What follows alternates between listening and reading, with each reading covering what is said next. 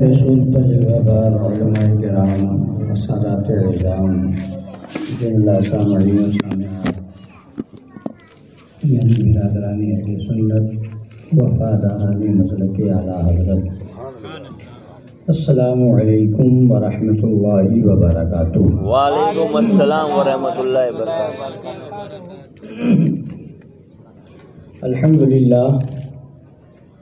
الحمدللہ ذی الجلالہ والصلاة والسلام علی صاحب الرسالہ وعلی آلہ واصحابہ ومجتہدی ملتہ اولی الایدی والابصار والنوالہ، اما بعد فاعوذ باللہ من الشیطان الرجیم، بسم اللہ الرحمن الرحیم،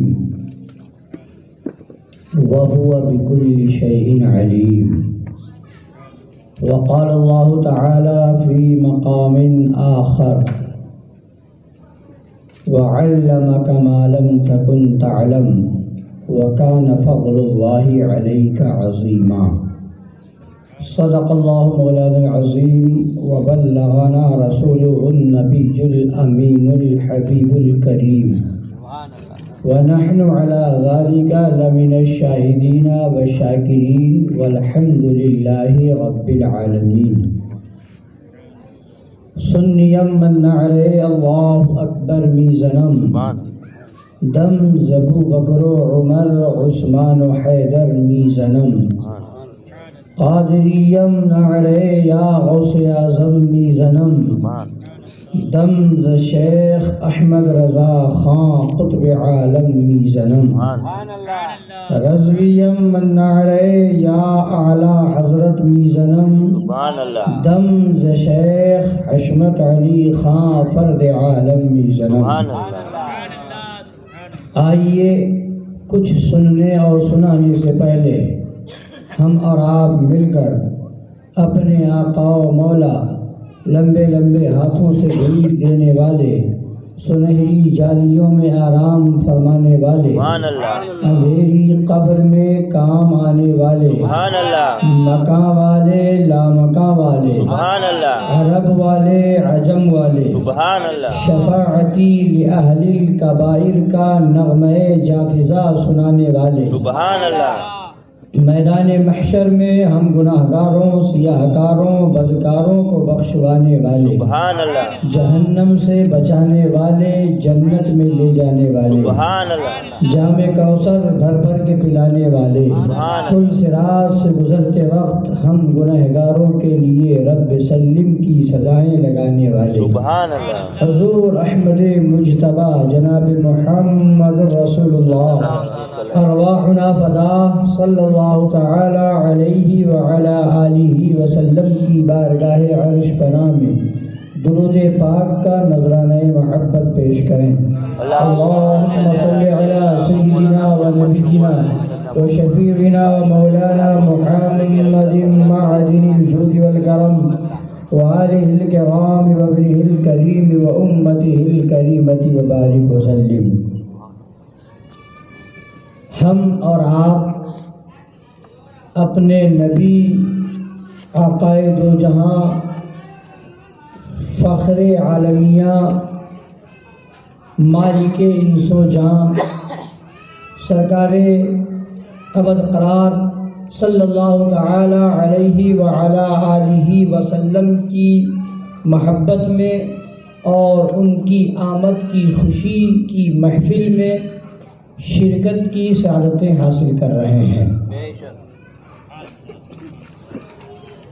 حضور اعلیٰ حضرت امام اہل سنت مجدد اعظم دین و ملت عظیم البرکت رفیع الدرجت آقائے نعمت دریائے رحمت امام عشق و محبت کنز الکرامت جبل الاستقامت حامی سنت ماحی شرک و بدعت قاطع کفر و ضلالت، آیت من آیات اللہ معجزۃ من معجزات رسول اللہ، سیدی آقائی مولائی ملجائی سرکار اعلیٰ حضرت فاضل بریلوی رضی اللہ تعالی عنہ ہم غلاموں کو ایک بڑا پیارا سبق دے رہے ہیں۔ لحد میں عشق رخ شہ کا داغ لے کے چلے۔ لحد کا معنی ہوتا ہے قبر۔ لحد میں عشق رخ شہ کا داغ لے کے چلے، اندھیری رات سنی تھی، اندھیری رات سنی تھی، چراغ لے کے چلے۔ اندھیری رات سنی تھی، چراغ لے کے چلے، اور فرماتے ہیں یا رسول اللہ علیہ الصلوۃ والتسلیم، تیرے غلاموں کا نقش قدم ہے راہ خدا۔ تیرے غلاموں کا نقش قدم ہے راہ خدا، وہ کیا بہک سکے جو یہ سراغ لے کے چلے۔ وہ کیا بہک سکے جو یہ سراغ لے کے چلے۔ اور فرماتے ہیں جنا بنے گی محبان چار یار کی قبر، جنا بنے گی محبان چار یار کی قبر، جو اپنے سینے میں یہ چار باغ لے کے چلے، جو اپنے سینے میں یہ چار باغ لے کے چلے۔ اور آگے فرماتے ہیں گلا نہیں ہے مرید رشید شیطان، گلا نہیں ہے مرید رشید شیطان سے کہ اس کے وسعت علمی کا لاغ لے کے چلے، کہ اس کے وسعت علمی کا لاغ لے کے چلے۔ ہر ایک اپنے بڑے کی بڑائی کرتا ہے، ہر ایک اپنے بڑے کی بڑائی کرتا ہے، ہر ایک مغ بچہ مغ کا حیات لے کے چلے۔ پڑی ہے مجھے کو عادت کہ شوربے ہی سے کھائے، بٹیر ہاتھ نہ آئی تو زاغ لے، بٹیر ہاتھ نہ آئی تو زاغ لے کے چلے۔ ایک مرتبہ اور درود پاک پڑھیں، اللہم صلی علی سیدنا و نبینا و شفیعنا و مولانا محمد معدن الجود والکرم وآلہ الکرام و ابنہ الکریم و امتہ الکریمۃ و بارک وسلم۔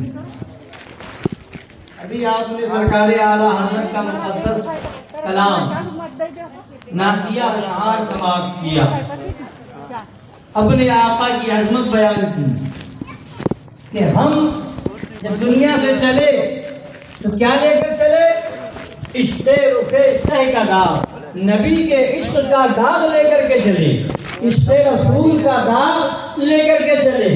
کیوں؟ اس لیے کہ یہ عشق رسول کا جب داغ ہمارے سینے میں ہوگا تو یہی تو قبر میں چراغ بنے گا، اور اسی سے تو قبر روشن ہوگی۔ اس لیے کہ قبر کے اندر نماز کا سوال نہیں ہوگا۔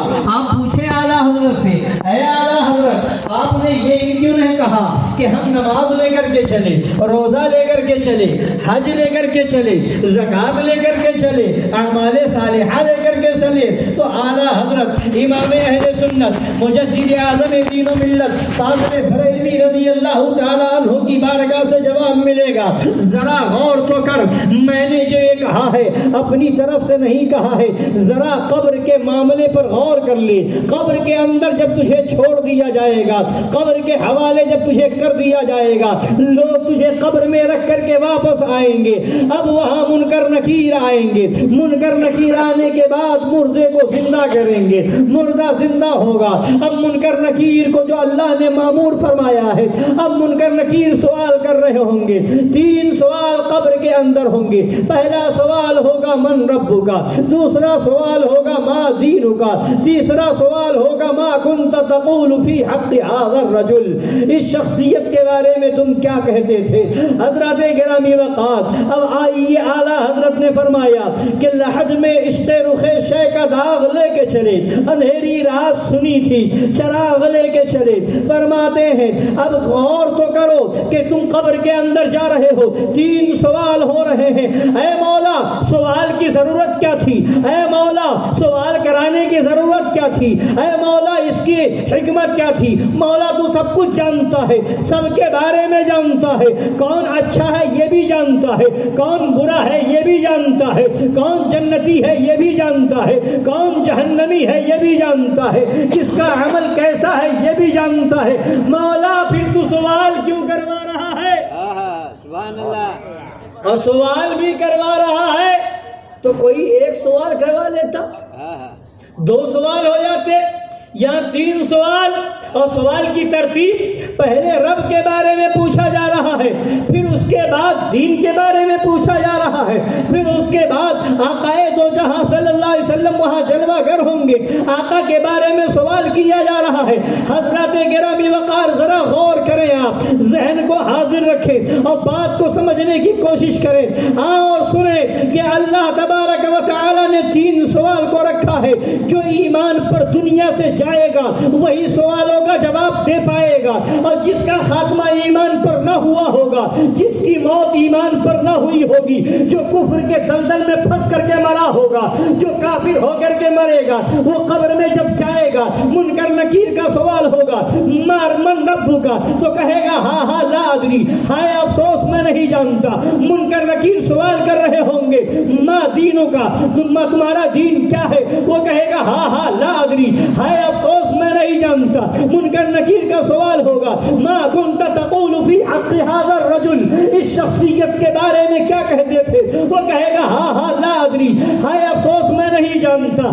اور جب ایمان والا دنیا سے جائے گا، جب ایمان والے کو قبر میں لٹایا جائے گا، نبی کا چاہنے والا جا رہا ہوگا، جب نبی کی میلاد منانے والا جا رہا ہوگا، نبی کے نام پر جلسہ کرنے والا جا رہا ہوگا، جب نبی کے نام پر جلوس نکالنے والا جا رہا ہوگا، جب نبی کے نام پر اپنے گھر کو سجانے والا جا رہا ہوگا، جب نبی کے نام پر تن من دھن قربان کرنے والا، نبی کے نام پر سلام پڑھنے والا، نبی کی بارگاہ میں درود بھیجنے والا جب قبر میں جائے گا، اور جب منکر نکیر سوال کریں گے کہ یہ من ربک کا، تیرا رب کون ہے؟ کہے گا ربی اللہ، میرا رب اللہ ہے. پھر سوال ہوگا ما دینوں کا، تیرا دین کیا ہے؟ تو جواب دے گا دینی الاسلام، میرا دین اسلام ہے. اب تیسرا سوال ہوگا حضرات گرامی وقار، اب میں یہاں رک کر کے آپ سے ایک بات بتانا چاہتا ہوں. اے مولا، ماجرا کیا ہے؟ جب بندے نے تجھے اپنا رب مان لیا ہے، تجھے خدا مان لیا ہے، تب بھی اس سے سوال کروا رہا ہے بتا تیرا دین کیا ہے؟ تو پھر اس کے بعد سوال ہوتا ہے ما دینوں کا، تیرا دین کیا ہے؟ اب وہ کہہ رہا ہے دین الاسلام، میرا دین اسلام ہے. اب بھی نہیں چھوڑا گیا، اب بھی سوال کیا جا رہا ہے، اب بھی آگے سوال باقی ہے. تجھے رب کہہ دیا مگر ابھی چھوڑ نہیں دیا گیا. اسلام کو اپنا دین بتا رہا ہے مگر چھوڑ نہیں دیا گیا. اب آگے ایک اور سوال باقی ہے، معاملہ کیا ہے؟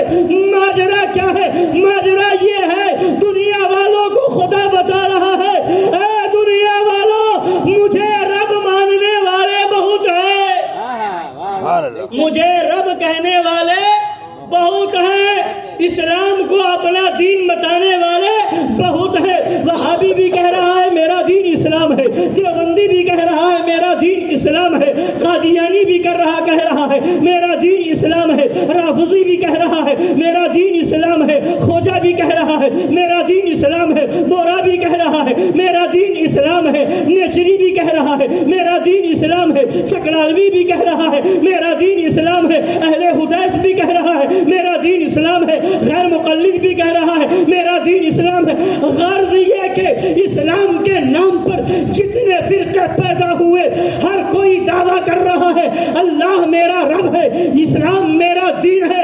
تو خدا نے بتا دیا قبر کے سوال پر غور کر لے، صرف خدا کو رب کہنے سے چھٹکارا نہیں ملے گا، دین کو، اسلام کو دین ماننے سے چھٹکارا نہیں ملے گا.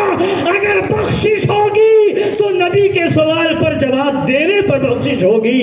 جب تیسرا سوال ہوگا ما کنت تقول فی حق هذا الرجل، اس شخصیت کے بارے میں کیا کہتا تھا؟ تو جو نبی کا چاہنے والا ہوگا، نبی کا ماننے والا ہوگا، وہ پکار کے کہے گا ہم تو یہی کہتے رہے سب سے اعلیٰ و اولا ہمارا نبی، سب سے بالا و والا ہمارا نبی. نعرہ تکبیر، نعرہ رسالت، مسلک اعلی حضرت، نعرہ حیدری، حضرت علامہ مولانا مفتی نقیب الرحمان صاحب کی قبلہ، نعرہ تکبیر، نعرہ رسالت۔ یعنی قبر کے سوال نے بتا دیا کہ صرف سجدہ کرنے سے نہیں بچو گے، صرف اللہ اللہ کرنے سے نہیں بچو گے، صرف خدا خدا کا ذکر کرنے سے نہیں بچ پاؤ گے، صرف اسلام اسلام کہو گے تو نہیں بچو گے۔ خدا کو رب ماننا جب کام آئے گا جب نبی کی عظمت پر قربان ہوگے، دین کو اسلام کو اپنا دین ماننا جب سچا مانا جائے گا، جب مقبول ہوگا جب نبی کی عظمت پر اپنا تن من دھن قربان کر کے یہ اعلان کرو گے جو جان مانگو تو جان دیں گے، جو مال مانگو تو مال دیں گے، مگر یہ ہم سے کبھی نہ ہوگا کہ نبی کا جاہو جلال دیں گے۔ تو قبر کے سوالوں نے بتا دیا بخشش ہوگی تو عشق رسول کی بنیاد پر ہوگی، مغفرت ہوگی تو نبی کی عظمت کی بنیاد پر ہوگی، بخشا جائے گا تو عظمت رسول کی بنیاد پر بخشا جائے گا۔ اب سوال پر غور تو کیجئے۔ تیسرا سوال یہ، پہلا سوال رب کون ہے؟ من رب کا، تمہارا رب کون ہے؟ یہ سوال ہے تو کہے گا ربی اللہ، میرا رب اللہ ہے۔ اور دوسرا سوال تمہارا دین کیا ہے؟ تو میرا دین اسلام ہے۔ اب یہاں پر تیسرا سوال غور کیجئے، ما کنت تقول فی حق هذا الرجل، یہ نہیں کہ من نبیوں کا، تمہارا نبی کون ہے، یہ سوال نہیں ہے۔ کیا سوال ہے؟ ما کنت تقول، حضرت مولانا ابراہیم صاحب موجود ہیں۔ کنت تقول کا معنی ہوتا ہے کہتے تھے، ما کا معنی کیا، ما کنت تقول کیا کہتے تھے۔ ایک یہ ہے کہ کیا کہتے ہو، یہ سوال نہیں ہوگا۔ ما تقول سوال نہیں ہوگا، کیا کہتے ہو یہ سوال نہیں ہوگا، کیا کہتے تھے۔ یہاں آنے سے پہلے کیا عقیدہ تھا، یہاں آنے سے پہلے نبی کے بارے میں کیا کہہ رہے تھے، یہاں آنے سے پہلے دیوبند میں بیٹھ کر کے کیا کہہ رہے تھے، یہاں آنے سے پہلے سہارنپور میں کیا کہہ رہے تھے، یہاں آنے سے پہلے راجکوٹ میں کیا کہہ رہے تھے، یہاں آنے سے پہلے گجرات میں کیا کہہ رہے تھے، قبر میں آنے سے پہلے ہندوستان میں کیا کہہ رہے تھے، یہاں آنے سے پہلے تم پاکستان میں کیا کہہ رہے تھے، قبر میں آنے سے پہلے جب تم دنیا میں تھے اللہ نے تمہیں زبان دی تھی تم کیا کہہ رہے تھے، جب تم لکھتے تھے تو وہاں کیا لکھ رہے تھے۔ تو اے وہابیوں اگر ہمت ہو تو وہاں بھی کہہ دینا ہم بے بس کہتے تھے، وہاں بھی کہہ دینا ہم مجبور کہتے تھے، وہاں بھی کہہ دینا کہ ہم حاضر و ناظر نہیں مانتے تھے، وہاں بھی کہہ دینا کہ ہم نبی کو علم غیب والا نہیں مانتے تھے، وہاں بھی کہہ دینا کہ ہم نبی کے بارے میں یہ عقیدہ رکھتے تھے کہ نبی کا علم شیطان کے علم سے کم ہے۔ وہاں سوال ہوگا کیا کہتے تھے، دیکھ کر کے تو ہر کوئی مانے گا، دیکھ کر کے تو مان جائے گا نبی۔ اب بتاؤ وہابیو، تم نے اپنی کتاب میں نبی کو مر کر مٹی میں ملنے والا لکھا، اگر نبی مر کر مٹی میں مل گئے تو قبر میں کیسے آ رہے ہیں، ہر ایک کی قبر میں آ رہے ہیں، ہر ایک کی قبر میں تشریف لے جا رہے ہیں، اور نبی حاضر و ناظر نہیں تو وہاں حاضر کیسے ہیں، وہاں ناظر کیسے ہیں۔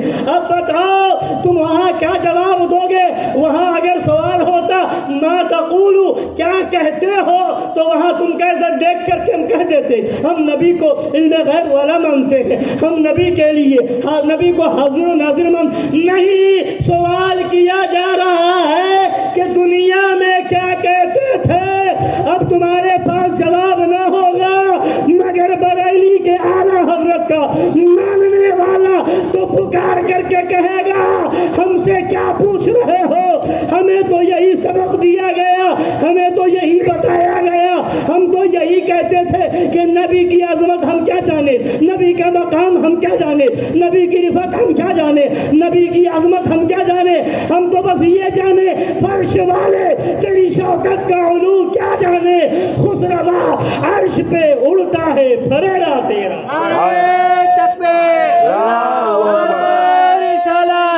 یا رسول اللہ میلاد النبی زندہ باد مردہ باد مردہ باد مردہ باد مردہ باد مردہ باد مردہ باد۔ حضرات گرامی، تو سوال بتا رہا ہے کہ اگر قبر میں کام آنے والی چیز ہے تو عشق رسول ہے، محبت رسول ہے، تبھی تو اعلیٰ حضرت فرماتے ہیں لحد میں عشق رخ شہ کا داغ لے کے چلے اندھیری رات سنی تھی۔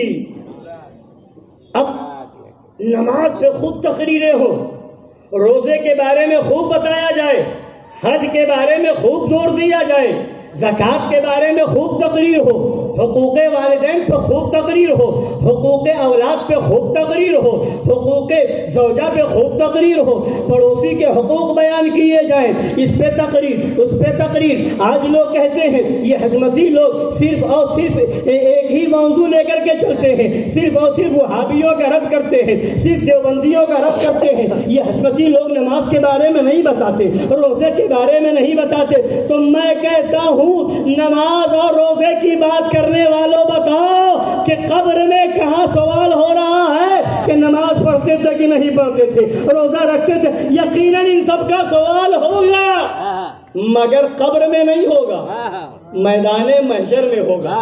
کہاں ہوگا؟ میدان محشر میں۔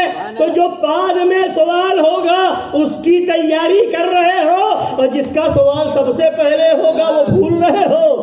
سب سے پہلے جو سوال ہوگا پہلے اس کی تو تیاری کرو جب وہاں جاؤ گے۔ اور اگر تم آج اس دنیا میں نبی کو گالی دینے والے، نبی کی شان میں گستاخی کرنے والے، نبی کی شان میں بے ادبی کرنے والے، نبی کے علم کو جانوروں بچوں پاگلوں کی طرح لکھنے والے، نبی کے علم کو شیطان کے علم سے کم بتانے والے، نبی کے مر کے مٹی میں ملنے والوں کے ساتھ اگر بیٹھو گے، اگر کھاؤ گے، اگر ان کے ساتھ بیاہ شادی کرو گے، ان سے رشتہ ناتا کرو گے، تو اگر کل قبر میں نبی نے پوچھ لیا میرے دشمن کے ساتھ بیٹھ رہے تھے، اب تم مجھ سے بچانے کی امید رکھتے ہو، میرے دشمن کے ساتھ رشتہ ناتا کرتے تھے، اب مجھ سے بچانے کی فکر کرتے ہو، اگر نبی نے وہاں تمہارا ساتھ نہ دیا، نبی نے چہرہ پھیر لیا، تو اب وہاں کون کام آئے گا؟ اب تمہیں وہاں کون بچائے گا؟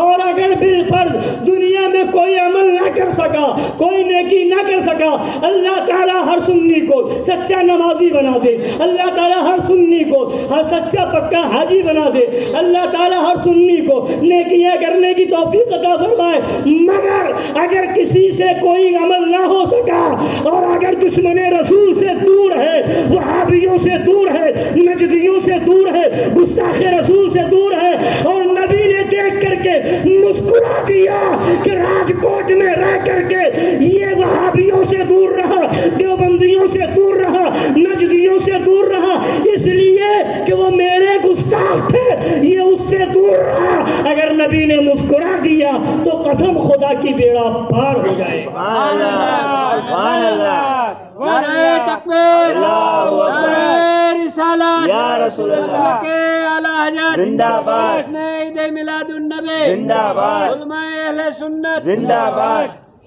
آج تو ایک عجیب بلا چل پڑی ہے، آج تو بڑا برا حال ہو رہا ہے، آج لوگ دعوے کر رہے ہیں اتحاد کر لو اتحاد کر لو، ایک ہو جاؤ ایک ہو جاؤ، آج کوئی کسی پارٹی میں کھڑا ہے، آؤ آؤ ایک ہو جاؤ، کوئی کسی اور طرح کی پارٹی بنائے ہوئے ہیں، آؤ ایک ہو جاؤ، ایک جھنڈے کے نیچے آ جاؤ، اور اس کے بعد آواز دی جا رہی ہے فلاں تمہارا دشمن ہے، فلاں پارٹی مسلمانوں کی دشمن ہے، فلاں پارٹی مسلمانوں پر حملہ کر کرنا چاہتی ہے، فلاں پارٹی مسلمانوں کو بھگانا چاہتی ہے، آؤ کلمہ کے نام پر ایک ہو جاؤ، آؤ قرآن کے نام پر ایک ہو جاؤ۔ یہ نیتا بن کر کے دین اسلام کو مٹانے کی فکر کرنے والے، یہ نیتا کے لباس میں، یہ اس پارٹی اور اس پارٹی میں آ کر کے صرف اور صرف اپنے ووٹ کے چکر میں، صرف اور صرف اپنی سیاسی کرسی پر بیٹھنے کے چکر میں، صرف اور صرف سیاست میں اپنا عہدہ بنانے کے چکر میں کہا جاتا ہے آؤ آؤ ایک ہو جاؤ،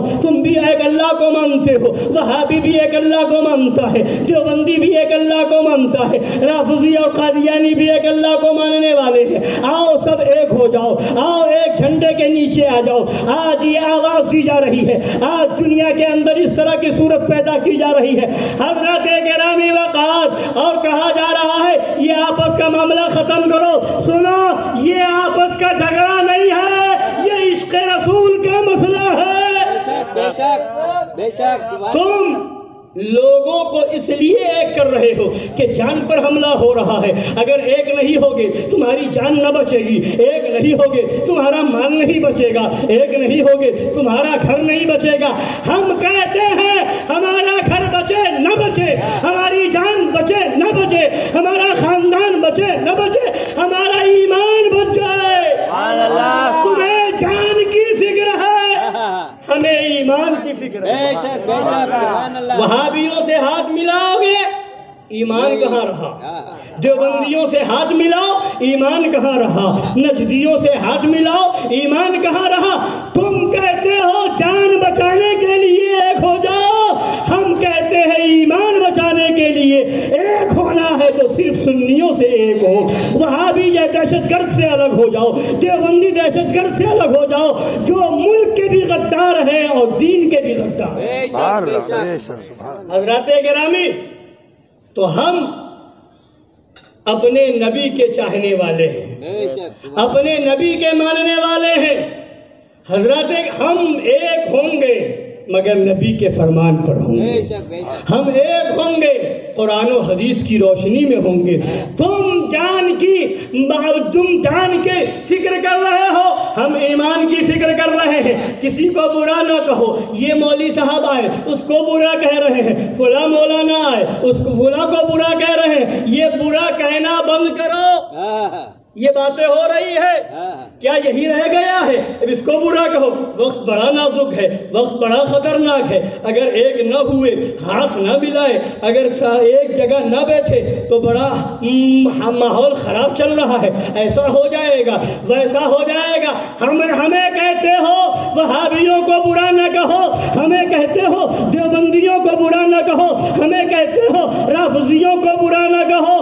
میں پوچھتا ہوں، اگر میں یہی تم سے کہوں، ہے کوئی کسی بھی دوسری پارٹی کا، ہم کانگریس والے سے کہے سماجوادی کو برا نہ کہو، بھاجپا والے سے کہے آؤ تم جو ہے کانگریس والے کو برا نہ کہو، ایم آئی والے سے کہے تم بی جے پی والے کو برا نہ کہو، تو تم کہتے ہو کہ نہیں برا کیوں نہ کہیں، وہ ایسا کر رہا ہے، وہ ایسا کر رہا ہے، وہ ایسا کر رہا ہے، اس لیے برا کر رہے ہیں، برا کر رہے ہیں۔ تو سنو، تمہاری جتنی لڑائی ہے سب دنیا کی ہے، تمہاری لڑائی دنیا کی۔ تو جب تم دنیا کے معاملے میں سمجھوتا نہیں کر سکتے، کوئی ایک ایسا نیتا بتاؤ جو دوسری پارٹی کو برا نہ کہتا ہو، کوئی ایک ایسا نیتا لاؤ جو مخالف پارٹی کو غلط نہ کہتا ہو، تو وہاں پر تم کیوں نہیں کہتے برائی نہ کرو، ایک ہو جاؤ، اختلاف نہ کرو، ایک ہو جاؤ، پارٹی بندی نہ کرو، ایک ہو جاؤ۔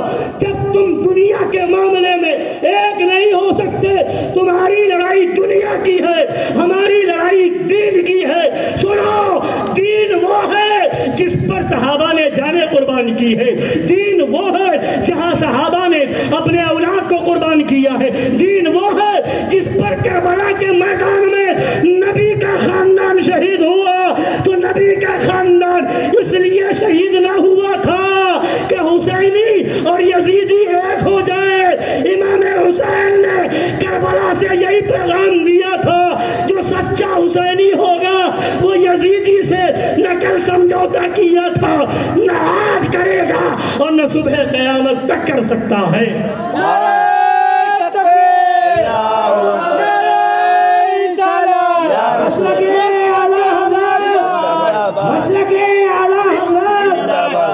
نعرہ تکبیر، نعرہ رسالت، مفتی نقیب الرحمان صاحب کی بلا، مفتی نقیب الرحمان صاحب کی بلا، خلیفہ فاتح کشمیر، خلیفہ شیر ہندوستان، نعرہ تکبیر۔ ہمیں وہ زندگی نہیں چاہیے جس زندگی میں وہابیوں، دیوبندیوں، گستاخ رسول سے سمجھوتا ہو۔ اس ایسی ہزار زندگی سے وہ موت پیاری ہے جو عشق رسول میں آئے۔ ارے مرنا کل بھی ہے، مرنا آج بھی ہے۔ جو دنیا میں رہا عشق رسول کے ساتھ اور مر کر کے گیا تو پھر وہ مرتا نہیں ہے، سبحان اللہ، وہ مرتا نہیں ہے، وہ تو ایسا زندہ ہو جاتا ہے کہ قرآن کہتا ہے وَلَا تَقُولُوا لِمَنْ يُقْتَلُ فِي سَبِيلِ اللَّهِ أَمْوَاتٌ بَلْ أَحْيَاءٌ وَلَكِنْ لَا تَشْعُرُونَ۔ اور اگر ہم نے اگر جان بچے گی بھی تو کتنے دن بچے گی؟ جان اگر وہابی سے ہاتھ ملا لیا، دیوبندی سے ہاتھ ملا لیا، گستاخ رسول سے سمجھوتا کر لیا، غیر مقلد سے، اہل ہدایت سے اگر سمجھوتا کر لیا، ہاتھ ملا لیا، تو کیا گارنٹی لیتے ہو کہ ہماری زندگی، ہماری جان ہمیشہ کے لیے بچ جائے گی؟ نہیں، کوئی گارنٹی نہیں ہے۔ مرنا کل بھی ہے، مرنا آج بھی ہے، تو ہم مریں گے کل بھی، مریں گے آج بھی، تو ہمیں وہ موت پیاری ہے۔ کل کے بجائے آج مرے مگر عشق رسول پر مرے، کل کی بجائے آج موت آئے مگر نبی کی محبت میں آئے، نبی کی وفاداری میں آئے۔ غدار رسول سے ہاتھ ملا کر کے اگر ہم کل مرے تو کس کام کی زندگی، کس کام کی زندگی، کس کام کی جان؟ جان ہے عشق مصطفیٰ، بے شک، روز فضو کرے خدا، جس کو ہو درد کا مزہ نازے دوا اٹھائے کیوں؟ سبحان اللہ، جس کو ہو درد کا مزہ نازے دوا اٹھائے کیوں؟ مومن وہ ہے جو ان کی عزت پہ مرے دل سے، تعظیم بھی کرتا ہے نجدی تو مرے دل سے۔ حضرات پتہ چل گیا یہ دنیا دار ہے جو دنیا کے لیے ایک کر رہے ہیں۔ الحمدللہ ہم دین والے ہیں جو قرآن بتا رہے ہیں، حدیث بتا رہے ہیں، ہم اتحاد کو تیار ہیں، مگر جب شریعت کے مطابق ہو جاؤ تب۔ قرآن و حدیث نے جو اصول بتائے ہیں ان اصولوں کے مطابق ہو جاؤ تب اتحاد یقیناً ہوگا۔ جس کتاب کے اندر نبی کے علم غیب کو جانوروں، بچوں، پاگلوں کی طرح لکھا گیا، اس کتاب کو چوراہے پہ رکھ کر کے آگ لگا دو۔ جس کتاب کے اندر نبی پاک صلی اللہ علیہ وسلم کے بعد دوسرا نبی پیدا ہونے کو جائز لکھا گیا، اس کتاب کو چوراہے پہ رکھ کر کے آگ لگا دو۔ جس کتاب کے اندر نبی کے علم سے شیطان کے علم کو بڑھایا گیا ہے، اس کتاب کو چوراہے پہ رکھ کر کے آگ لگاؤ اور بانگے دوہل کہو ایسا لکھنے والا اشرف علی تھانوی کافر ہے، ایسا لکھنے والا رشید احمد گنگوہی کافر ہے، ایسا لکھنے والا خلیل احمد امبیٹوی کافر ہے، ایسا لکھنے والا قاسم نانوتوی کافر ہے، اور جو اس کو صحیح مانے وہ بھی کافر ہے۔ آؤ اعلان کرو جو گستاخ رسول ہے وہ کافر ہے، وہ مرتد ہے، اسلام کے دائرے سے خارج ہے۔ اگر یہ اعلان کرو گے تو ہمارا اتحاد تم سے یقیناً ہو جائے گا۔ ایسا ہرگز نہیں ہو سکتا نبی کو مجبور و بے بس لکھا جائے اور ہم اتحاد کر لیں، نبی کے علم کو جانوروں کی طرح لکھا جائے اور ہم اتحاد کر لیں، نبی کے علم کو شیطان کے علم سے کم بتایا جائے اور ہم اتحاد کر لیں۔ نہیں، یہ ہرگز نہیں ہو سکتا۔ اگر ایسے اتحاد کی بات تھی تو بدر کے میدان میں اتحاد ہو گیا ہوتا، احد کے میدان میں اتحاد ہو گیا ہوتا، حنین کے میدان میں اتحاد ہو گیا ہوتا، کربلا کے میدان میں اتحاد ہو گیا ہوتا، مگر ان ساری جنگوں نے بتا دیا اتحاد ہوگا تو عظمت رسول پر ہوگا۔ بے شک، سبحان اللہ، نعرہ تکبیر، اللہ اکبر، نعرہ رسالت یا رسول اللہ جشن عید میلاد النبی زندہ باد مسلک اعلی حضرت زندہ باد غوث پاک کا دامن نہیں چھوڑیں گے خواجہ پیا کا دامن نہیں چھوڑیں گے کربلا والوں کا دامن نہیں چھوڑیں گے نعرہ تکبیر اللہ اکبر نعرہ رسالت یا رسول اللہ سبحان ذرا اللہ آئیے بات دوسری طرف چلی گئی اور ضروری بات بھی تھی بے شک یہی تو ضروری ہے ایمان و عقیدہ ہی سب سے اہم ہے حضرات گرامی تو میں نے قرآن مجید کی آیت کریمہ پڑھی ایک آیت کریمہ جو کل پڑھی گئی تھی کچھ حصے پر گفتگو ہوئی تھی هو الاول والآخر والظاہر والباطن وهو بكل شيء علیم یہاں سے میں نے کہا تھا کل گفتگو ہوگی اور وہ ہر چیز کا جاننے والا حمد کا ترجمہ بتا دیا وہ یعنی اللہ ہر چیز کا جاننے والا ہے اللہ ہر چیز کا جاننے والا بغیر کسی کی عطا کے ذاتی طور پر اور اسی کا دوسرا ترجمہ جو نعت کا ترجمہ ہے وہ کیا ہے وَهُوَ بِكُلِّ شَيْءٍ عَلِيمٌ اور نبی ہر چیز کے جاننے والے ہیں نبی ہر چیز کے جاننے والے ہیں اب وہابی کھڑا ہوتا ہے دیوبندی کہتا ہے یہ تو شرک ہو گیا خدا ہر چیز کا جاننے والا نبی ہر چیز کے جاننے والے یہ تو شرک ہو گیا معاذ اللہ رب العالمین یہ کھڑے ہو کر کے فتویٰ لگاتا ہے مگر سنو نبی ہر چیز کے جاننے والے ہیں خدا بھی جاننے والا نبی جاننے والے خدا جانتا ہے خدا کا علم بغیر کسی کے دیے سے ہے خدا کا علم ذاتی ہے نبی کا علم عطائی ہے خدا نے نبی کو علم دیا ہے تو نبی جانتے ہیں آئیے آپ کہیں گے کوئی دلیل ہے تو پہلے میں آپ کو ایک اور دلیل دیتا چلوں پھر آگے حدیث پاک بھی سناؤں گا قرآن کی آیت بھی سناؤں گا حضرات گرامی وقار دیکھیے اب یہاں پر ایک دوسری جگہ قرآن پاک میں فرمایا الرحمن علم القرآن رحمان نے اپنے محبوب کو قرآن سکھایا سبحان اللہ رحمان نے اللہ نے اپنے محبوب کو بولیے بولیں گے تو ذہن میں بات بیٹھے گی بولیے رحمان نے اپنے محبوب کو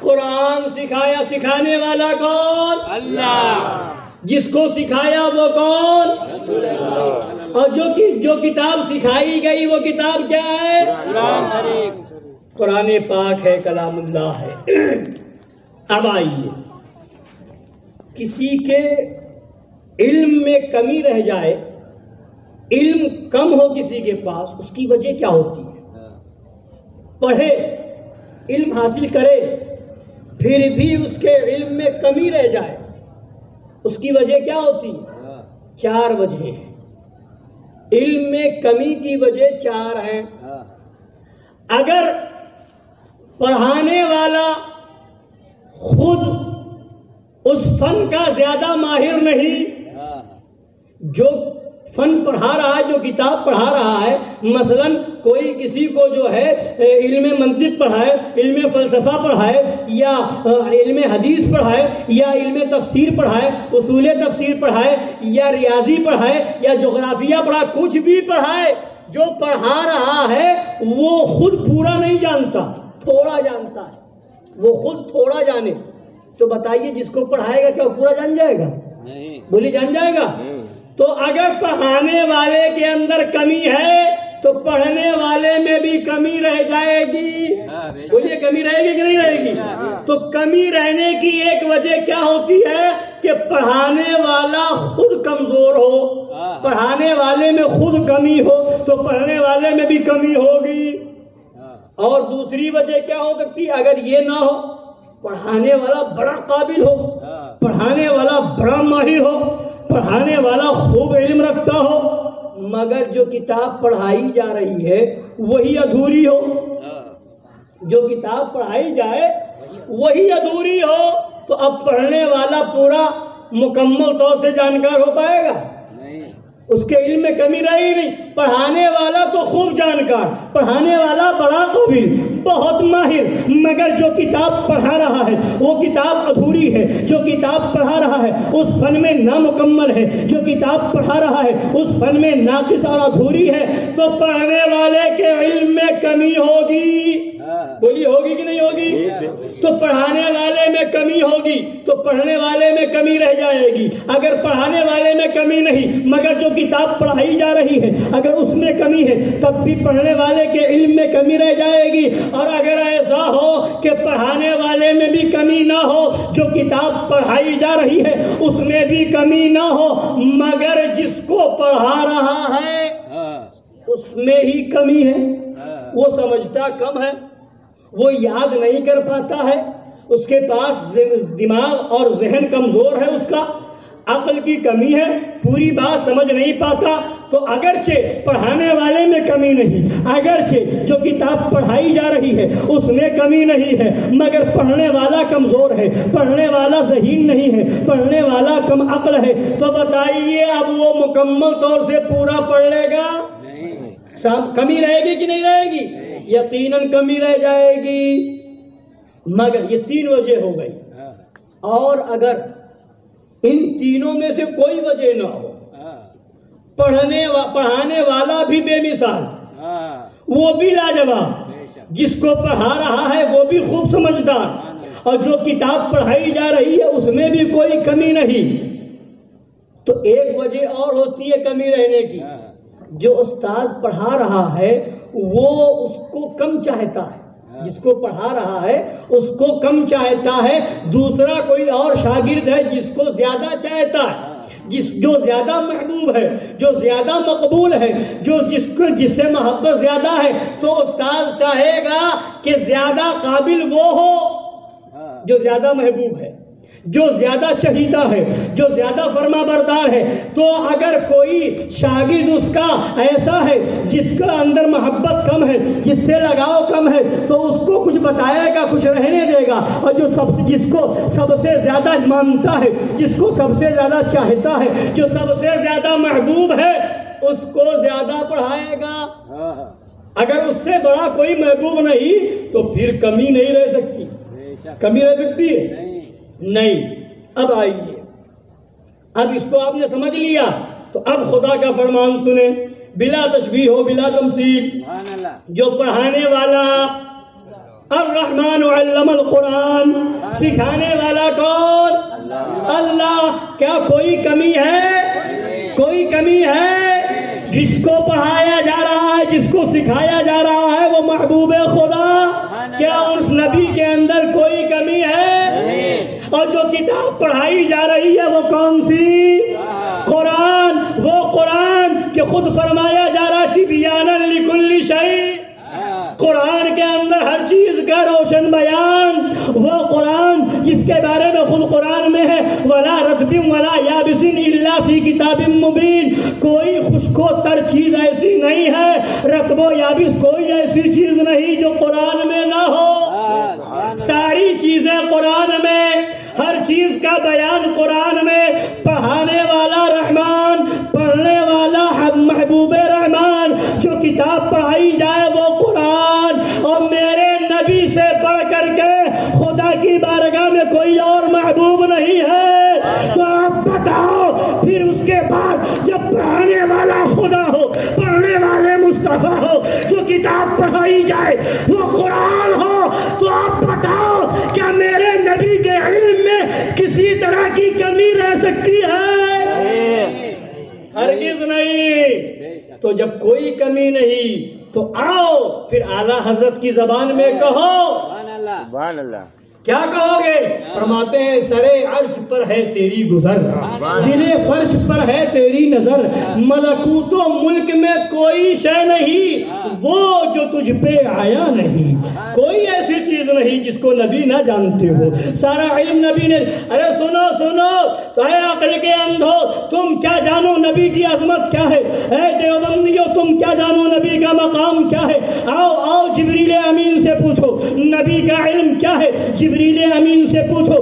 آج یہ وہابی اور دیوبندی عقیدہ دیتا ہے کہ جبریل نبی کے استاد ہیں, معاذ اللہ رب العالمین. حضرت جبریل کو نبی کا استاد بتانے والوں ذرا عقل سے کام لو, ذرا کان کھول کر کے سنو.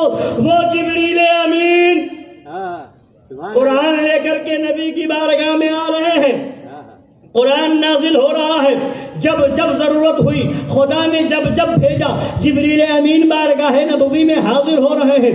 حضرات گرامی وقار بارگاہ نبی میں لے کر کے آ رہے ہیں, مگر اسی قرآن کے اندر چند آیتیں وہ ہیں جن کو حروف مقطعات کہا جاتا ہے. جن کو حروف مقطعات جیسے الف لام میم, جیسے ہا میم, جیسے یاسین, جیسے کاف ہا یا عین صاد, یہ سب وہ آیتیں ہیں جن آیتوں کو حروف مقطعات کہا جاتا ہے. اٹھا لو ترجمہ کسی کا, کوئی بھی ترجمہ قرآن اٹھا لو, کسی نے ترجمہ کیا ہو اٹھا کر کے دیکھو, پورے قرآن کا ترجمہ ملے گا مگر ان حروف مقطعات کا ترجمہ کہیں نہ ملے گا. جبریل امین آتے ہیں, حاضر ہوتے ہیں, کاف ہا یا عین صاد آیت کریمہ لے کر کے حاضر ہو رہے ہیں. نبی کی بارگاہ میں آتے ہیں اور کہتے ہیں کاف. نبی فرماتے میں نے جان لیا. انہوں نے کہا ہا, نبی نے فرمایا میں نے جان لیا. انہوں نے کہا یا, نبی نے فرمایا میں نے جان لیا. انہوں نے کہا عین, نبی نے فرمایا میں نے جان لیا. جبریل امین نے کہا صاد, نبی فرماتے میں نے جان لیا. جبریل امین پڑھتے جا رہے ہیں کاف ہا یا عین صاد, نبی فرماتے جا رہے ہیں میں نے جان لیا, میں نے جان لیا, میں نے جان لیا. جبریل امین نے جب سنا تو جبریل امین کہتے ہیں یا رسول اللہ علیہ الصلوۃ والتسلیم, خدا آپ سے کیا فرما رہا ہے اور آپ کیا سمجھ رہے ہیں؟ خدا کیا بتا رہا ہے, آپ کیا جان رہے ہیں؟ میری سمجھ میں کچھ نہ آیا, میری سمجھ میں کچھ نہ آیا. میان طالب و مطلوب رمزیز کرامن کاتبین را ہم خبر نیز. سبحان اللہ سبحان اللہ. اور خدا و مصطفیٰ کے رمز کو, خدا و مصطفیٰ کے رمز کو کوئی کیا جانے؟ خدا کو مصطفیٰ جانے, محمد کو خدا جانے. سبحان اللہ. کوئی کیا جانے؟ تو جہاں جبریل امین بھی نہ سمجھیں وہ تو نبی سمجھ رہے ہیں. یہی تو راز کی بات ہے. خدا نے کیا بتایا, نبی نے کیا سمجھا. جب جبریل امین نہ سمجھ سکے, وہ علم نبی کو دیا کہ جبریل بھی نہ سمجھ سکے, لانے والے نہ سمجھ سکے, تو اے وہابیوں بتاؤ اب نبی کے علم کا تم کیا اندازہ لگاؤ گے؟ اب نبی کے علم میں کہاں سے کمی نکالو گے؟ آؤ آؤ دیکھو بخاری شریف اٹھاؤ. بخاری شریف کے اندر صحابی رسول روایت کرتے ہیں, فرماتے ہیں قام فینا رسول اللہ صلی اللہ تعالی علیہ وعلی آلہ وسلم ما مقاما ما ترک شیئا یکون فی مقامہ ذلک سبحان اللہ الى قیام الساعہ او کما قال. فرماتے ہیں صحابی رسول کہ ایک دن نبی کھڑے ہو گئے, ہمارے بیچ میں کھڑے ہو گئے اور نبی نے بتانا شروع کیا, آنے والے وقت کی خبر دینا شروع کیا. نبی بتاتے جا رہے ہیں, صحابہ سنتے جا رہے ہیں. فرماتے ہیں نبی نے کھڑے کھڑے قیامت تک کی ساری خبر دے دی. سبحان اللہ سبحان اللہ. قیامت تک کی ساری خبر دے دی. یہ کون بتا رہا ہے؟ صحابی رسول کہہ رہے ہیں. تو آپ بتاؤ جو قیامت تک کی خبر دے اسے علم غیب نہیں ہوگا؟ اور اگر غیب کا علم نہیں تو خبر کہاں سے دے رہے ہیں؟ بات یہی ہے کہ عقل ہوتی تو خدا سے نہ لڑائی لیتے. یہ گھٹائیں اسے منظور بڑھانا تیرا. حضرات گرامی اب آئی بات تو میں آپ کو بتاتا چلوں کہ ایک مرتبہ علم غیب کے موضوع پر, یعنی ہمارا عقیدہ یہ ہے کہ نبی کو علم غیب ہے. جو کچھ ہو چکا نبی وہ بھی جانتے ہیں, جو ہو رہا ہے نبی وہ بھی جانتے ہیں, اور جو ہوگا نبی وہ بھی جانتے ہیں. مناظرہ ہو رہا ہے, ادھر دیوبندیوں کی طرف سے منظور سنبھلی ہے, ادھر مظہر اعلیٰ حضرت ہیں. شیر بے شے اہل سنت ہے. مناظرہ ہو رہا ہے. اب وہ وہابی کھڑا ہوتا ہے, قرآن کی آیت سناتا ہے, منظور سنبھلی کھڑے ہو کر کے قرآن کی آیت پڑھتا ہے. مولانا آپ کہتے ہیں نبی نے جو کچھ ہو چکا نبی کو وہ سب معلوم, جو ہوگا نبی وہ سب جانتے ہیں. ما کان کا علم بھی نبی کو ہے, ما یکون کا علم بھی نبی کو ہے. تو دیکھیے قرآن پاک دیکھیے, قرآن کے اندر اللہ فرما رہا ہے ان اللہ عنده علم الساعة وينزل الغيث ويعلم ما في الارحام وما تدري نفس ماذا تكسب غدا وما تدري نفس بأي ارض تموت ان اللہ علیم خبیر. قرآن پاک کے اندر یہ آیت کریمہ ہے, اس کا ترجمہ اس نے کیا اور کر کے بتایا اور کہا, اس نے کہا کہ دیکھیے خدا فرما رہا ہے کہ قیامت کا علم اللہ ہی کو ہے, بارش وہی نازل فرماتا ہے, ماں کے پیٹ میں کیا ہے اللہ جانتا ہے. اور خدا فرما رہا ہے کوئی نہیں جان سکتا کہ جو جانتا کہ کل کیا کرے گا, کوئی نہیں جانتا کہ کون کہاں مرے گا, کس زمین پر مرے گا. یہ دیکھیے قرآن پاک کے اندر یہ 5 ایسی چیزیں ہیں کہ قیامت کا علم کی, یہ 5 ایسی چیزیں ہیں جن 5 چیزوں کا علم کسی کو نہیں ہے. یعنی قیامت کب آئے گی یہ کسی کو نہیں معلوم ہے, بارش کب ہوگی یہ کوئی نہیں جانتا ہے, ماں کے پیٹ میں کیا ہے یہ کوئی نہیں جانتا ہے, کون کہاں مرے گا یہ کوئی نہیں جانتا ہے. یہ چیزیں وہ ہیں جس کا علم کسی کو نہیں ہے, اور کون کیا کل کرے گا اس کا علم کسی کو نہیں ہے. یہ قرآن پاک میں ہے, اللہ ہی جانتا ہے. تو اب بتائیے یہ اب نبی کو بھی اس کا علم نہیں ہے, نبی بھی نہیں جانتے ہیں کہ کل کیا ہوگا, نبی بھی نہیں جانتے کہ ماں کے پیٹ میں کیا ہے, نبی بھی نہیں جانتے کہ کل کون کیا کرے گا, نبی بھی نہیں جانتے کہ کون کہاں مرے گا, کس جگہ مرے گا. جب اس نے یہ آیت پڑھی اور اس آیت کو پیش کر کے نبی کے علم غیب پر حملہ کیا, نبی کے علم غیب کا انکار کیا, تو مظہر اعلیٰ حضرت شیر بے شے اہل سنت کھڑے ہوتے ہیں اور ارشاد فرماتے ہیں تو قرآن کی آیت بتا رہا ہے کہ قرآن میں ایسا ایسا لکھا ہے, میں تجھے بخاری شریف سنا رہا ہوں, اور دیکھ کیا بتا کہ قرآن اور وہ قرآن شریف میں اور حدیث شریف میں ٹکراؤ ہو سکتا ہے کہ خدا کا فرمان کچھ اور ہو, نبی کا فرمان کچھ اور ہو. خدا کے فرمان کے خلاف نبی کا فرمان ہو سکتا ہے؟ نہیں, ہرگز نہیں. اب تو نے قرآن کی آیت پڑھی, اب میں تجھے بخاری شریف سناتا ہوں. دیکھ اٹھا بخاری شریف, بخاری شریف کے اندر ہے اور مسلم شریف کے اندر ہے. کیا ہے اب وہ فرماتے ہیں سرکار مظہر اعلیٰ حضرت شیر بے شے اہل سنت فرماتے ہیں کہ حضرت عمر فاروق اعظم رضی اللہ تعالیٰ عنہ ہیں, وہ فرماتے ہیں جنگ بدر ہونے والی تھی.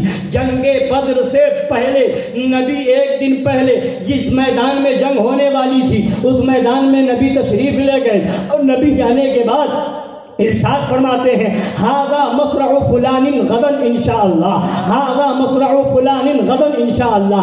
نبی فرما رہے ہیں کل یہاں پر فلاں مارا جائے گا انشاءاللہ, کل یہاں پر فلاں کی لاش گرے گی انشاءاللہ. حضرت فاروق اعظم فرماتے ہیں جنگ ہونے کے بعد قسم اس رب ذوالجلال کی جس رب نے میرے نبی کو حق کے ساتھ بھیجا ہے, نبی نے جس کا نام لے کر کے جو جگہ بتائی تھی وہ کافر وہی مرا, اسی جگہ پر وہ موت کے گھاٹ اتر گیا. تو آپ بتا مظہر اعلیٰ حضرت شیر بے شے سنت فرماتے ہیں تو نے تو یہ کہا کہ کون کہاں مرے گا یہ کوئی نہیں جانتا, تو نبی نے کیسے بتا دیا؟ سبحان اللہ, سبحان اللہ. نبی نے کیسے بتا دیا؟ اب سن, تو کہتا ہے کسی کو خدا کے علاوہ کسی کو نہیں معلوم. اور سن, جب بخاری شریف اور مسلم شریف کی حدیث ہے, بخاری شریف کے اندر یہ حدیث موجود ہے کہ جب مادہ پیدائش ماں کے پیٹ میں جاتا ہے, اب اس کے بعد وہ 40 دن تک ویسے ہی رہتا ہے, نطفہ رہتا ہے. 40 دن کے بعد پھر 40 دن تک وہ جمع ہوا خون بن جاتا ہے, پھر اس کے بعد 40 دن تک جو ہے وہ گوشت بنتا ہے, تیار ہوتا ہے اور پورا مجسمہ تیار ہو جاتا ہے. 40 دن میں یعنی مکمل 120 دن کے اندر یعنی 4 مہینے میں ماں کے پیٹ کے اندر بچہ مکمل تیار ہو جایا کرتا ہے. تو فرمایا سرکار مظہر اعلیٰ حضرت نے جب 120 دن ہو جاتے ہیں تو اللہ تعالیٰ فرشتے کو بھیجتا ہے, اور وہ فرشتے کو حکم دیا دیا جاتا ہے، فرشتہ لکھتا ہے کہ یہ جو پیدا ہونے والا بچہ ہے پوری زندگی میں یہ کتنا کھائے گا، اس کو کتنا رزق ملے گا، فرشتہ وہ لکھ دیتا ہے۔ اس کی پیدائش سے پہلے فرشتہ لکھ دے رہا ہے، اور یہ بھی لکھ دیتا ہے کہ یہ کب مرے گا اور کہاں مرے گا، فرشتہ یہ بھی لکھ دیتا ہے۔ پھر یہ عمل کیا کرے گا، کیسا عمل کرے گا، دنیا میں کیا کیا کرے گا، فرشتہ وہ بھی لکھ دیتا ہے۔ اور اس کے علاوہ وہ جنتی ہوگا کہ جہنمی ہوگا، فرشتہ وہ بھی لکھ دیتا ہے۔ لکھنے والا کون ہے بولیے؟ فرشتہ۔ پیدائش ابھی نہیں ہوئی، دنیا میں ابھی نہیں آیا ہے، ماں کے پیٹ میں ہے، مگر فرشتہ لکھ رہا ہے کہ اس کو کتنا رزق ملے گا۔ ابھی ماں کے پیٹ میں ہے، فرشتہ لکھ رہا ہے کہ اس کو کتنا، یہ کھائے گا کتنا۔ فرشتہ ماں کے پیٹ میں ہے، ابھی پیدائش نہیں ہوئی ہے، فرشتہ لکھ رہا ہے کہ یہ کب مرے گا اور کہاں مرے گا۔ ابھی دنیا میں نہیں آیا ہے، مگر فرشتہ لکھ رہا ہے کہ اس کا عمل کیا ہوگا، یہ عمل کون سا کرے گا، دنیا میں جانے کے بعد کیا کرے گا۔ ابھی دنیا میں آیا نہیں ہے، ابھی ماں کے پیٹ میں ہے، مگر فرشتہ پہلے ہی لکھ رہا ہے کہ یہ جنتی ہوگا کہ جہنمی ہوگا، یہ سعید ہوگا کہ شقی ہوگا۔ تو سرکار مظہر اعلیٰ حضرت شیر بے شیال سنت فرماتے ہیں، منظور تو نے کہا ماں کے پیٹ میں کیا ہے وہ کوئی نہیں جانتا، کل کون کیا کرے گا کوئی نہیں جانتا، کون جنتی ہے کون جہنمی ہے کوئی نہیں جانتا۔ جب خدا کے علاوہ کوئی نہیں جانتا تو فرشتہ لکھ کیسے رہا ہے؟ سبحان اللہ۔ فرشتہ لکھ کیسے رہا؟ فرشتے کو کیسے معلوم ہو گیا؟ اب اس کا جواب دے اور سن۔ دلیلیں چاہتا ہے، نبی کے علم غیب پر دلیل چاہتا ہے، نبی کے علم غیب پر بخاری و مسلم کھولتا ہے، مگر تجھے دلیل نظر نہیں آتی۔ سن جنگ خیبر کا موقع ہے اور کئی دن سے جنگ چل رہی ہے، اور ایک دن ایسا آیا کہ نبی نے صحابہ کو اکٹھا کیا، اور اکٹھا کرنے کے بعد صحابہ کے مجمع میں نبی نے فرمایا لَأُعْطِيَنَّ هَذِهِ الرَّايَةَ غَدًا رَجُلًا يَفْتَحُ اللَّهُ على يديه ويحب الله ورسوله ويحبه الله ورسوله۔ سبحان اللہ سبحان اللہ۔ نبی نے فرمایا کل میں یہ جھنڈا یہ علم ایسے شخص کو دوں گا سبحان اللہ جس کے ہاتھ پر اللہ فتح عطا فرمائے گا۔ سبحان اللہ۔ ایسے شخص کو یہ جھنڈا دوں گا جو اللہ اور رسول سے محبت کرتا ہے، ایسے شخص کو یہ جھنڈا دوں گا جس سے اللہ اور رسول محبت فرماتے ہیں۔ سبحان اللہ۔ ایسے کو دوں گا جو اللہ اور رسول کا محبوب ہے۔ سبحان اللہ۔ یہ کون بتا رہا ہے؟ نبی برا بتا رہے ہیں، اور کب کی بتا رہے ہیں؟ کل دوں گا۔ اور وہ کس کو دوں گا؟ ایسا ہوگا کہ اس کے ہاتھ پر فتح ہوگی۔ یعنی نبی نے بتا دیا کہ کل فتح ہو جائے گی، نبی نے بتا دیا، اور فتح بھی ہوگی تو کس کے ہاتھ پر ہوگی؟ نبی جان رہے ہیں، اور نبی کو یہ بھی معلوم ہے کہ وہ اللہ اور رسول سے محبت کرنے والا ہے، اور نبی یہ بھی جانتے ہیں کہ اللہ بھی اسے محبوب رکھتا ہے، اور نبی خود اسے اپنا محبوب جانتے ہیں۔ سبحان اللہ۔ اب رات کا معاملہ، بڑی بے چینی سے رات گزری، ہر ایک صحابی بے چین، ہر ایک صحابی کا دل بے قرار۔ کل یہ عظیم منصب کسے عطا ہوگا؟ کل یہ عظیم مقام کسے ملے گا؟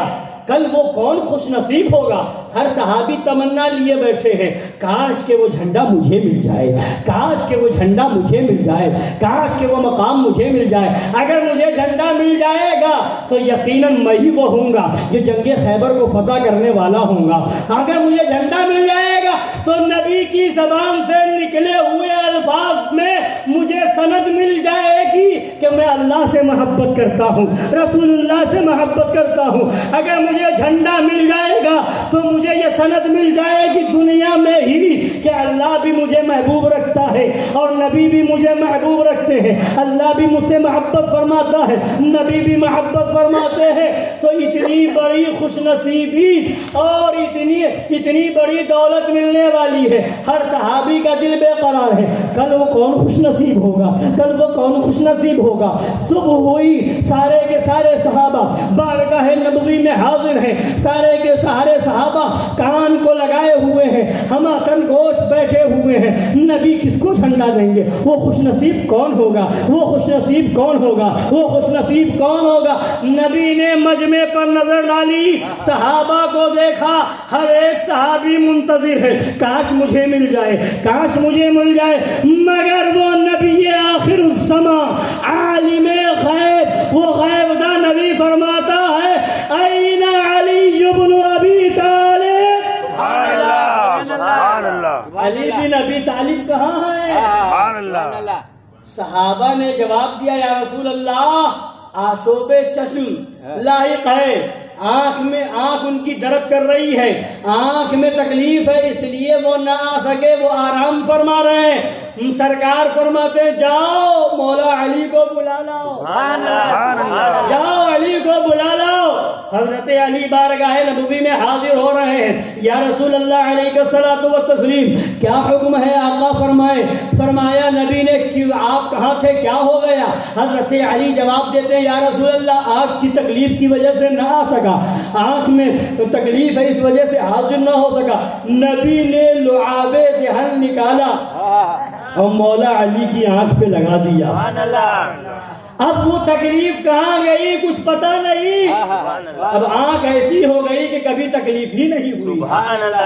بتاؤ تو صحیح، نبی کے لعاب دہن کا یہ علم، اگر تم کہتے ہو ہم نبی کی طرح، نبی ہماری طرح معاذ اللہ، تو تمہارے گھر میں بھی جب کسی کی آنکھ درد کرے تو اپنا تھوک نکال کے لگا دینا، ڈاکٹر کے پاس نہ جانا، کسی کے پاس دوا لینے نہ جانا، اور کسی اور پر بعد میں ٹرائی کرنا، پہلے اپنی بیگم پہ ٹرائی کر لینا۔ ادھر تم تھوک نکالو گے ادھر جوتا نکلے گا کہ تمہارا گندا اور بدبودار تھوک ہم اپنی آنکھ میں لگائیں، ہرگز نہیں ہوگا۔ تو نبی سے برابری کا دعویٰ کرنے والوں بے عقلو، سوچو تو صحیح، وہ نبی جس کے لعاب دہن میں شفا، لعاب دہن کھاری کنویں میں ڈال دے پورا پانی میٹھا ہو جائے، وہ نبی اگر آنکھوں میں لگا دے لعاب دہن تو آنکھ صحیح ہو جائے، آنکھ کی تکلیف دور ہو جائے، درد ختم ہو جائے، اس نبی سے کاندھا ملا رہے ہو؟ شرم کرو بے وقوفو، شرم کرو۔ اور جب یہ ہوا، جب لعاب دہن لگایا آنکھ بالکل صحیح، پھر نبی نے وہ جھنڈا مولا علی کے ہاتھ میں دیا۔ اب چلے مولا علی علم لیے ہوئے ہیں، جھنڈا لیے ہوئے ہیں، اب جنگ خیبر جب پہنچ رہے ہیں تو وہ قلعہ خیبر کا دروازہ جو کئی لوگ مل کر کے ہلا نہیں سکتے تھے، مولا علی نے اٹھایا اور ایک ہی ہاتھ سے اسے اٹھا کر کے پھینک دیا اور اسے ڈھال بنا لیا، اور اس کے بعد لڑنا شروع کر دیا۔ اور اس کے بعد جب مولا علی نے لڑنا شروع کیا تو مولا علی کے ہاتھ پر وہ جنگ فتح ہو گئی۔ اب دنیا نے پکار کے کہا شیر شاہ مردہ، شیر یزدہ، قوت پروردگار، لا فتح الا علی، لا سیف الا ذوالفقار۔ نعرہ تکبیر، نعرہ رسالت، نعرہ حیدری، مسلک اعلیٰ حضرت علامہ مولانا مفتی لقیب الرحمان صاحب قبلہ، نعرہ تکبیر، نعرہ رسالت۔ حضرت گرامی، تو پھر سرکار مظہر اعلیٰ حضرت شیر بے شہ اہل سنت، روحانی فرزند اعلیٰ حضرت، خلیفہ اعلیٰ حضرت نے ارشاد فرمایا منظور تو کہتا ہے کل کیا ہوگا اللہ کے علاوہ کوئی نہیں جانتا، تو نبی نے کیسے بتا دیا؟ سبحان اللہ، یہ بھی تو حدیث پاک ہے، یہ حدیث ہے کہ نہیں؟ بے شک تو اب بتا اس کا جواب کیا ہے تیرے پاس؟ اور اس کے بعد فرمایا ایک حدیث اور سنا دوں. سرکار مظہر اعلیٰ حضرت شیر بیش سنت نے فرمایا تو کہتا ہے ماں کے پیٹ میں کیا ہے وہ اللہ کے علاوہ کوئی نہیں جانتا. فرماتے سن سرکار دو عالم صلی اللہ علیہ وسلم کی چچی جان ہے حضرت ام الفضل ہے، خواب دیکھتی ہیں، بارگاہ میں حاضر ہوتی ہیں. یا رسول اللہ علیہ الصلوۃ والتسلیم آج رات میں نے ایک بڑا خطرناک خواب دیکھا ہے، بہت سخت خواب دیکھا ہے. نبی فرماتے کیا خواب دیکھا؟ یا رسول اللہ بہت سخت خواب ہے. فرمایا کیا خواب ہے؟ کہا یا رسول اللہ بتانے کی ہمت نہیں ہو رہی ہے. نبی نے فرمایا بتاؤ کیا خواب دیکھا ہے؟ وہ حضرت ام الفضل جواب دیتی ہے کہ میں نے دیکھا کہ گویا کہ آپ کے جسم کا ایک حصہ کٹ کر کے میری گود میں آ گیا. تو نبی فرماتے ہیں رأیتی خیرا، سبحان اللہ، تم نے بہت اچھا خواب دیکھا ہے. تلدو فاطمۃ انشاءاللہ غلاما، تلدو فاطمۃ غدا انشاءاللہ غلاما یکون فی حجرک. سبحان اللہ، اے ام الفضل کل میری بیٹی فاطمہ ایک لڑکا پیدا کرے گا اور وہ تمہاری گود میں اس کو دیا جائے گا. حضرت ام الفضل فرماتی ہیں بالکل ویسا ہی ہوا جیسے نبی نے فرمایا. تو نبی نے فرمایا کہ فاطمہ میری بیٹی فاطمہ ایک لڑکا پیدا کرے گی. کیا فرمایا؟ ابھی تو وہ پیٹ میں ہے، مگر نبی پہلے ہی بتا رہے ہیں کہ پیٹ میں جو ہے وہ لڑکا ہے کہ لڑکی. سبحان اللہ، اے دے منظور سنبھلی، تو کہتا ہے ماں کے پیٹ میں کیا ہے خدا کے علاوہ کوئی نہیں جانتا. تو دیکھ حدیث شریف ہے، مشکات شریف کی حدیث ہے، حضرت فاطمہ کے پیٹ میں شکم پاک میں کیا ہے وہ نبی پہلے ہی بتا رہے ہیں. سبحان اللہ. تو یہ خبر غیب کی نبی دے رہا ہے. اب بتا کیا کہتا ہے؟ مگر بات وہی ہے، بے عشق نبی جو پڑھتے ہیں بخاری آتا ہے بخار، ان کو بخاری نہیں آتی. حضرات گرامی وقار، تو اب کیا جواب ہوگا؟ مظہر اعلیٰ حضرت شیر بیش سنت نے فرمایا سن اب تو کہے گا کہ قرآن میں ایسا اور حدیث میں ایسا. قرآن یہ کہہ رہا ہے، حدیث یہ کہہ رہی ہے. قرآن کی آیت سے سمجھ میں آ رہا ہے کہ یہ سب چیزیں کسی کو نہیں معلوم، اور حدیث سے سمجھ میں یہ آ رہا ہے کہ یہ چیزیں اگر معلوم نہیں ہے تو فرشتہ لکھ کیسے رہا ہے؟ یہ چیز اگر معلوم نہیں ہے تو نبی خبر کیسے دے رہے ہیں؟ اگر معلوم نہیں کون کہاں مرے گا تو بدر کے میدان سے پہلے نبی بتا کیسے رہے ہیں؟ اگر کل کیا ہونے والا نہیں معلوم تو نبی کیسے بتا رہے ہیں کہ کل کس کے ہاتھ پر فتح ہوگی؟ اگر یہ نہیں معلوم کہ ماں کے پیٹ میں کیا ہے تو نبی بتا کیسے رہے؟ فرمایا سن منظور، سبحان اللہ، قرآن سمجھنا آسان نہیں ہے، عشق رسول چاہیے. فرمایا ہے منظور جہاں پر یہ بتایا گیا کہ قیامت کا علم اللہ ہی کو ہے، جہاں قرآن میں یہ ہے کہ بارش اللہ ہی نازل فرماتا ہے، قرآن میں یہ ہے کہ اللہ ہی جانتا ہے کہ ماں کے پیٹ میں کیا ہے، قرآن میں یہ ہے کہ کوئی نہیں جانتا کل کیا کرے گا، قرآن میں یہ ہے کہ کوئی نہیں جانتا کہ کون کہاں مرے گا. ان سب کا مطلب یہ ہے کہ بغیر خدا کے بتائے کوئی نہیں جانتا. بغیر خدا کے بتائے کوئی نہیں. وہاں مطلب یہ ہے کہ خدا کے بتائے بغیر کوئی نہیں جانتا. اور جہاں رہی بات بتانے کی تو خدا نے فرما دیا وَعَلَّمَكَ مَا لَمْ تَكُنْ تَعْلَمْ. اے محبوب جو کچھ آپ نہ جانتے تھے خدا نے سب بتا دیا. نعرہ تکبیر، نعرہ رسالت، جشن عید میلاد النبی، مسلک اعلیٰ حضرت، علماء اہل سنت. جو آپ نہیں جانتے تھے خدا نے سب بتا دیا. اب وہابی کہے نبی یہ نہیں جانتے تھے، نبی یہ نہیں جانتے تھے، نبی یہ نہیں تو ہم کہیں گے جا لے چلا جا ایک لمبی لسٹ بنا کر کے لے آ، پوری محنت کر لے، ایڑی سے چوٹی تک کا زور لگا لے، پورے دیوبند سہارنپور ندوہ کو اکٹھا کر لے، لسٹ بنا کر کے لیا، کیا کیا نہیں جانتے تھے؟ تو جتنی بڑی لسٹ بنا کے لائے گا ہم سب کے جواب میں یہی آیت لکھ دیں گے، وَعَلَّمَكَ مَا لَمْ تَكُنْ تَعْلَمْ۔ اے محبوب تم جو نہیں جانتے تھے خدا نے سب بتا دیا ہے۔ تم کہو گے یہ نہیں جانتے تھے، ہم کہیں گے خدا نے سب بتا دیا ہے۔ تم کہو گے یہ نہیں جانتے تھے، ہم کہیں گے خدا نے سب بتا دیا ہے۔ تم کہو گے یہ نہیں جانتے تھے، ہم کہیں گے خدا نے سب بتا دیا۔ اور یہ اپنی طرف سے نہیں، قرآن کہہ رہا ہے، قرآن کا فرمان ہے۔